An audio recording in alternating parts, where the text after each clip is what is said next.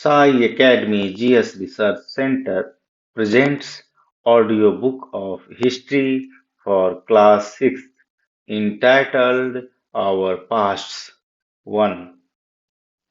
This is page number 1, chapter 2, From Hunting, Gathering to Growing Food. Tushar's Train Journey. Tushar was going from Delhi to Chennai for his cousin's wedding. They were traveling by train, and he had managed to squeeze into the window seat, his nose glued to the glass pane. As he watched trees and houses fly past, his uncle tapped his shoulder and said, "Do you know that trains were first used about 150 years ago, and that people began using buses a few decades later?" Tushar wondered, when people could not travel quickly from one place to another, did they spend their entire lives wherever they were born? Not quite. The earliest people, why were they on the move?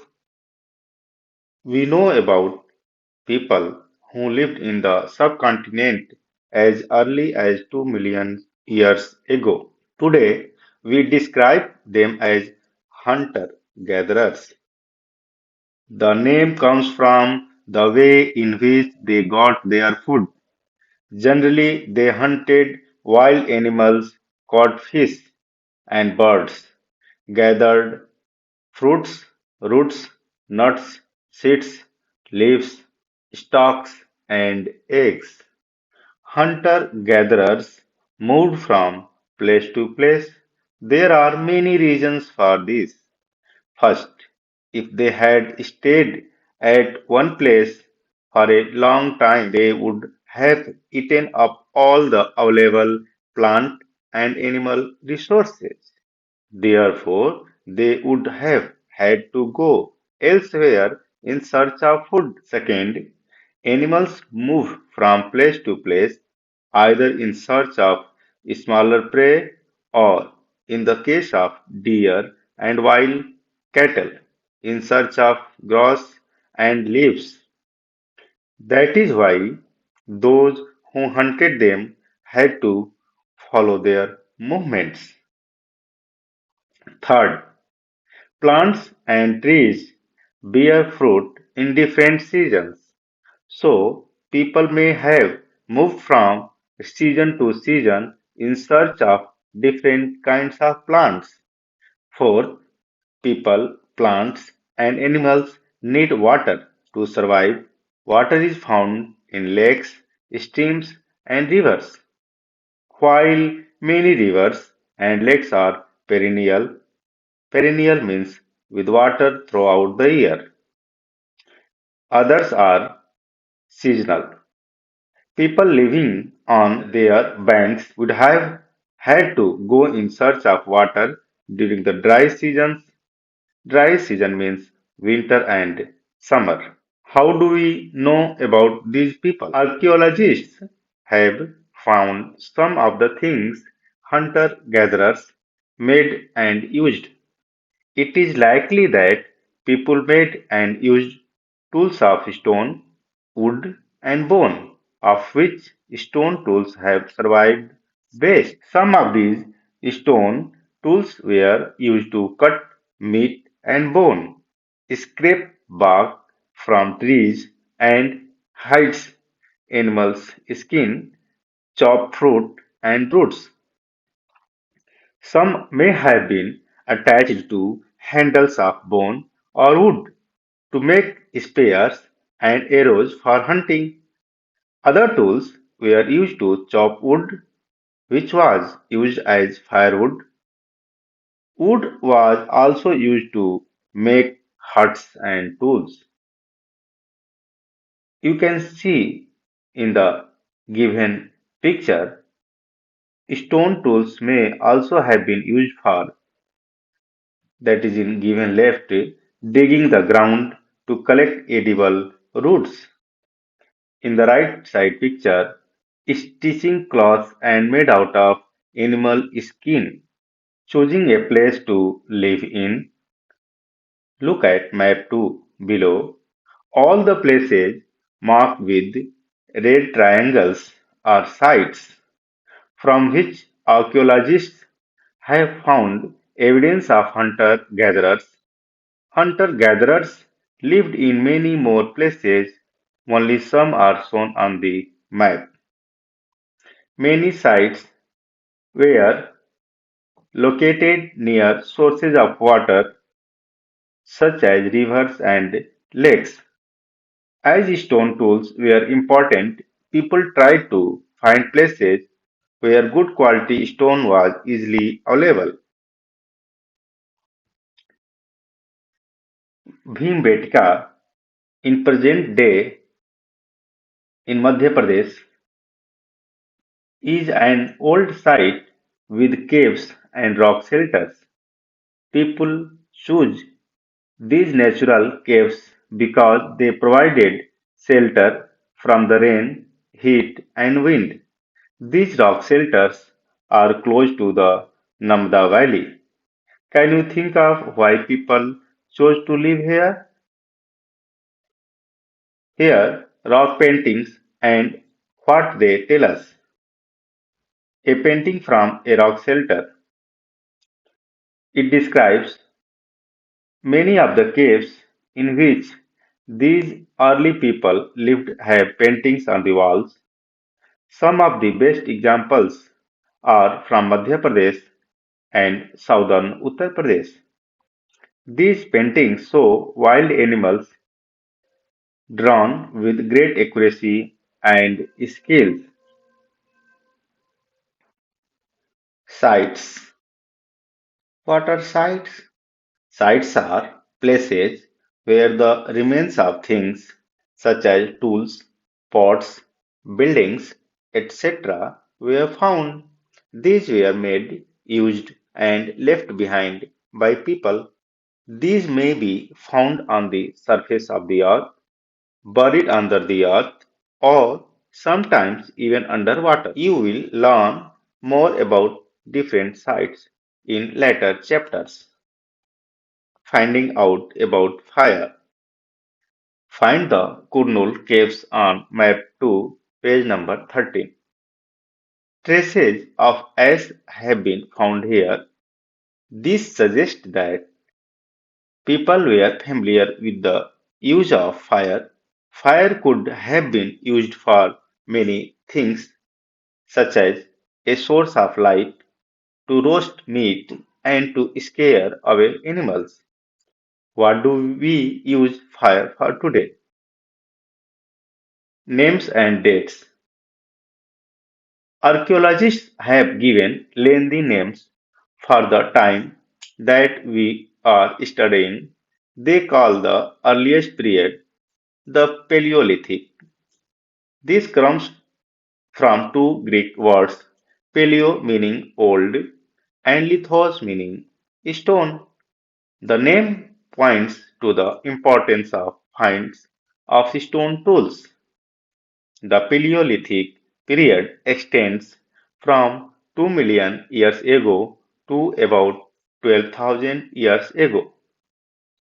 This long stretch of time is divided into the lower, middle, and upper Paleolithic period. This long span of time covers 99% of human history.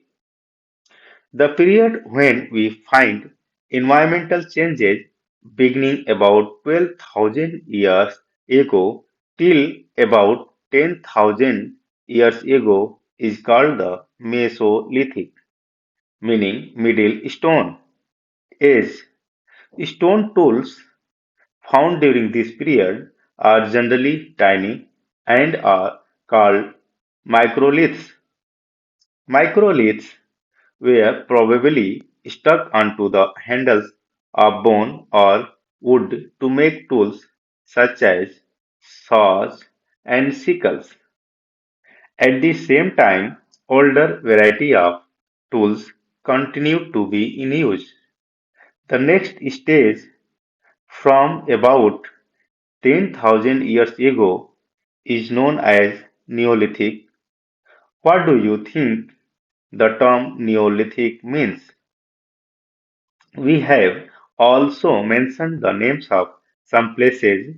You will find the names of many more places in later chapters.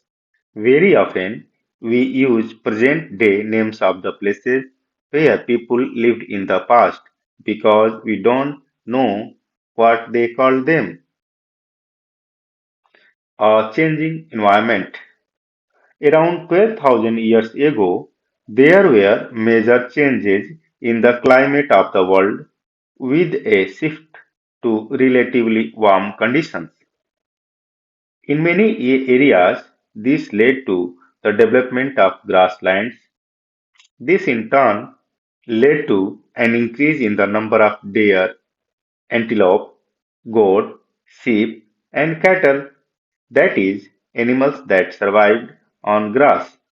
Those who hunted these animals now followed them, learning about their food habits and their breeding seasons.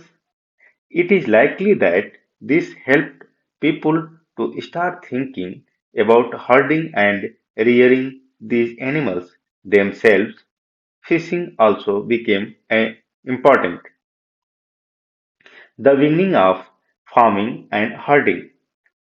This was also a time when several grain bearing grasses, including wheat, barley, and rice, grew naturally in different parts of the subcontinent. Men, women, and children probably collected these grains as food and learned where they grew and when they ripened. This may have led them to think about growing plants on their own. In this way, people became farmers. People could also attract and then tame animals by leaving food for them near their shelters. The first animal to be tamed was the wild ancestor of the dog. Later, people encouraged animals that were relatively gentle to come near the camps where they lived. These animals, such as sheep, goat, cattle, and also the pig, lived in herds, and most of them ate grass. Often, people protected these animals from attacks by other wild animals. This is how they become herders. Can you think of any reasons why the dog was perhaps the first animal to be tamed? Domestication. What is domestication? Domestication is the name given to the process in which people grow plants and look after animals. Very often, plants and animals that are tended by people became different from wild animals and plants. This is because people select plants and animals for domestication. For example, they select those plants and animals that are not prone to disease. They also select plants that yield large size grain and have strong stalks capable of bearing the weight of the ripe grain. Seeds from selected plants are preserved and sown to ensure that new plants and seeds will have the same qualities. Amongst animals, those that are relatively gentle are selected for breeding.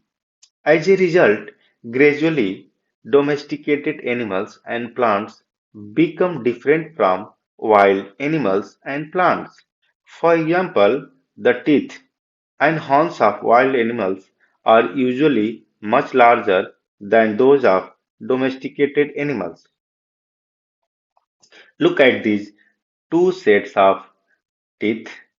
Which do you think belongs to a wild pig and which to a domesticated one. Domestication was a gradual process that took place in many parts of the world.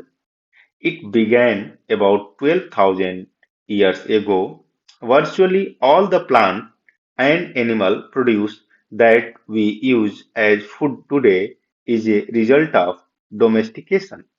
Some of the earliest plants to be domesticated were wheat and barley. The earliest domesticated animals include sheep and goat. Any way of life. If you plant a seed, you will notice that it takes some time to grow. This may be for several days, weeks, months, and in some cases, years.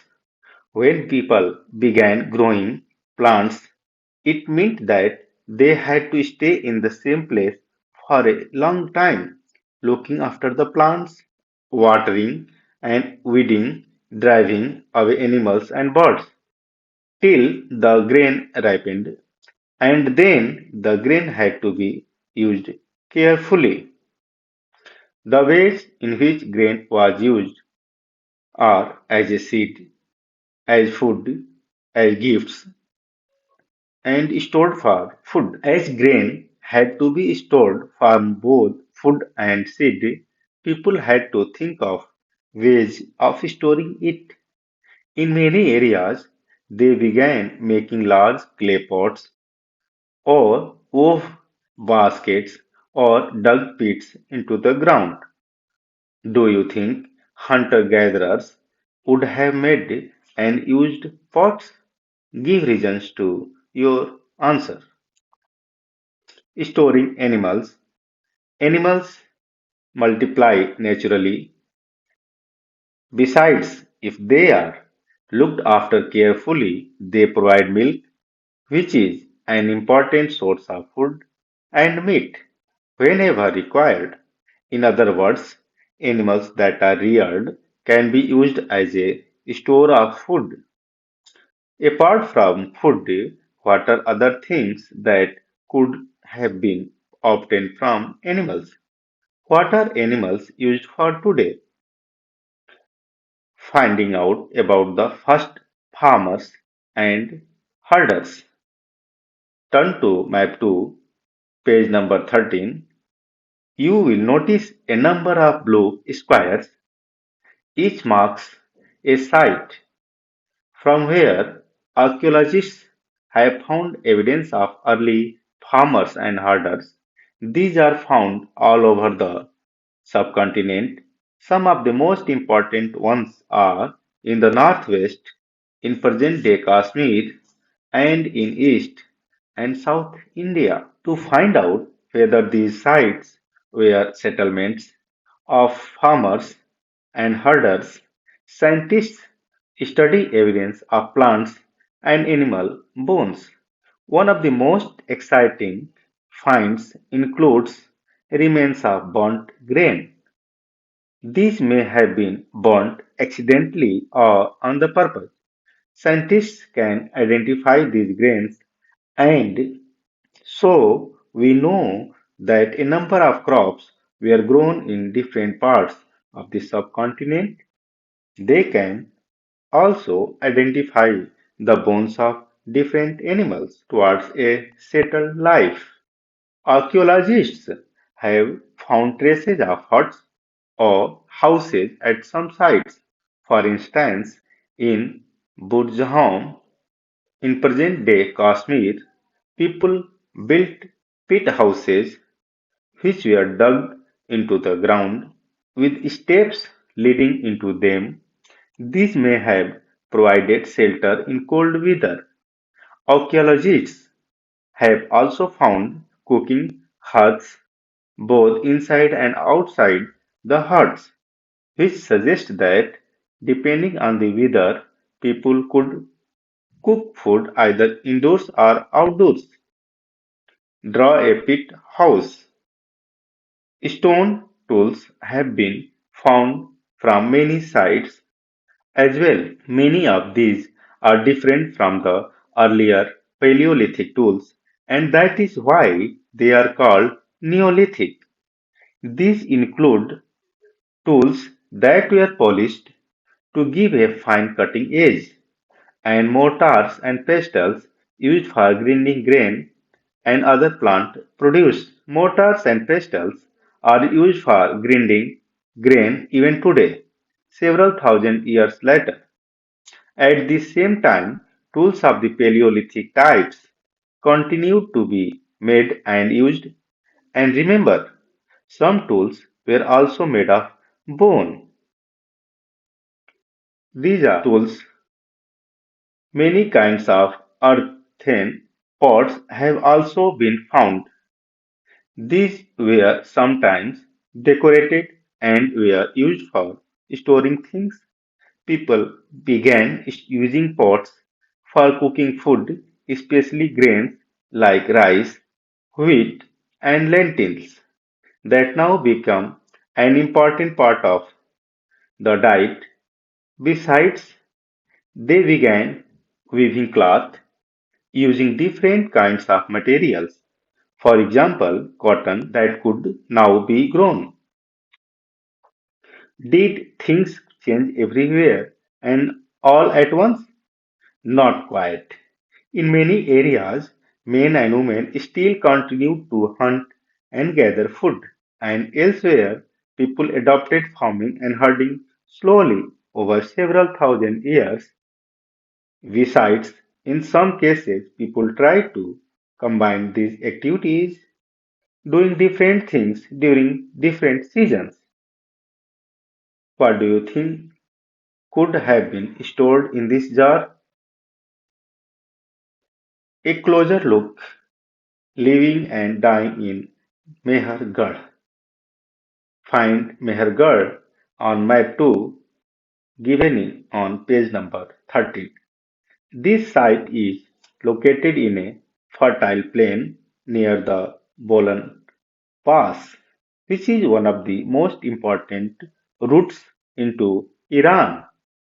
Mehergarh was probably one of the places where people learned to grow barley and wheat and rear sheep and goats for the first time in this area. It is one of the earliest villages that we know about. At this site, many animal bones were found. Bones of wild animals such as the deer and pig, and also bones of sheep and goats were found. Other finds at Mehergarh include remains of square or rectangular houses. Each house had four or more compartments, some of which may have been used for storage. When people die, their relatives and friends generally pay respect to them. People look after them, perhaps in the belief that there is some form of life after death. Burial is one such arrangement. Several burial sites have been found at Mehergarh. In one instance, the dead person was buried with goats, which were probably meant to serve as food in the next world. You can watch in the picture a burial from Mehergarh. Can you identify the skeleton of the goats elsewhere? Cave paintings in France. Find France in your atlas. The painting below is from a cave in France. This site was discovered by four school children more than 100 years ago. Paintings like this were made between 20,000 and 10,000 years ago. Many of these were of animals such as wild horses, aurochs, that is an older wild form of cattle, bison, woolly rhinoceros, reindeer, and bear, painted in bright colors. These colors were made from minerals like ochre or iron ore and charcoal. It is possible that these paintings were done on ceremonial occasions, or perhaps they were made for special rituals performed by hunters before they went in search of prey. Can you think of any other reasons? Elsewhere, a Neolithic site. Find Turkey in your atlas. One of the most famous Neolithic sites, Kettle Hugh, was found in Turkey. Several things were brought from great distances: flint from Syria, cowries from Red Sea, shells from Mediterranean Sea, and used in the settlement. Remember, there were no carts. Most things would have been carried on the backs of the pack animals, such as cattle, or by people. What do you think? Cowries and shells would have been used for. Keywords: hunter-gatherer, site, habitation, factory, Paleolithic, Mesolithic, microliths, domestication, farmers, herders, Neolithic, burials. Imagine you live in a rock shelter like the one shown on page 14 about 12,000 years ago. Your uncle is painting one of the inner walls of the cave and you want to help him. Will you mix the colors, draw the lines, fill in the colors? What are the stories he might tell you? Let's recall. 1.